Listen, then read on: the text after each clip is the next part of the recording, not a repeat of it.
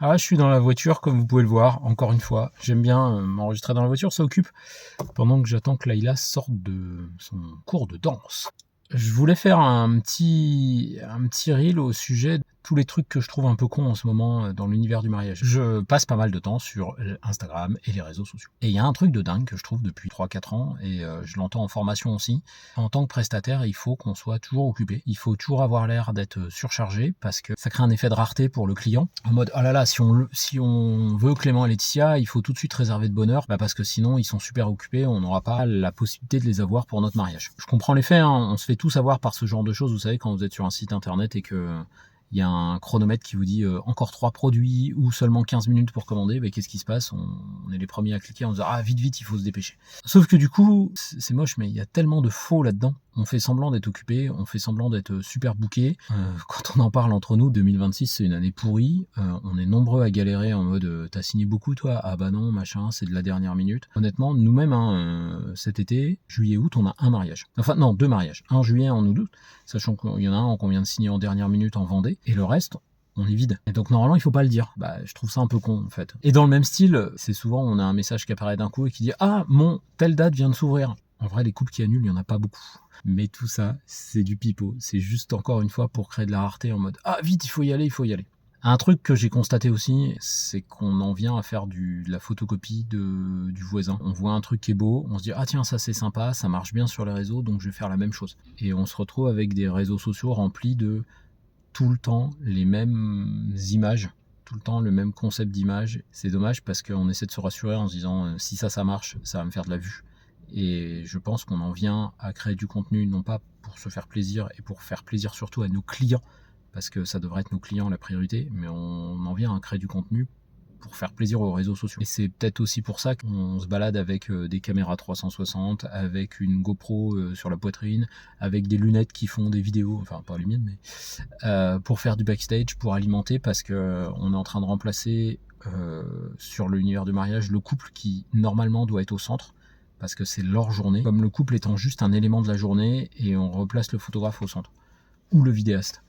Et je trouve ça tellement stupide, parce qu'on est là pour rendre un service, on est un métier de service, on est là pour servir nos clients. On n'est pas là pour faire les stars. Alors si on s'amuse, tant mieux, parce que tant qu'à faire, on fait ce métier aussi pour prendre du plaisir. On n'est pas là pour venir prendre la priorité sur ce qui se passe. La priorité, ça doit toujours être le couple, ça doit toujours être nos clients, et ça devrait jamais changer. Et sauf que malheureusement, j'ai l'impression qu'en ce moment, c'est plus trop le cas. Il y a un truc rigolo aussi, c'est un milieu où on se connaît tous, hein, le milieu du mariage, que ce soit en photo, en vidéo ou les autres prestataires. Et il y a toujours eu ce côté mis en avant, la communauté avant la concurrence. Mais ça marche quand tout le monde joue avec les mêmes règles et qu'au final, il n'y a pas des gens qui, en dernière minute, changent tout juste pour essayer d'aller signer des trucs. Donc oui, on est tous copains, mais n'en déplaise à beaucoup de prestataires, on est tous concurrents aussi, parce que c'est le premier arrivé, premier servi, et des vrais prestataires qui sont vraiment en mode communauté et copains, en vrai on les compte sur les doigts d'une main, parce que le reste c'est oui, faites ce que je dis, faites pas ce que je fais, et ça c'est complètement stupide. Et si on continue avec les trucs stupides, c'est que tout le monde est paru dans Vogue, hein, quand on regarde en ce moment. Tout le monde a son petit truc logo Vogue. En fait, c'est faux. Soit ça a été payé, c'est de la pub, c'est pas grave.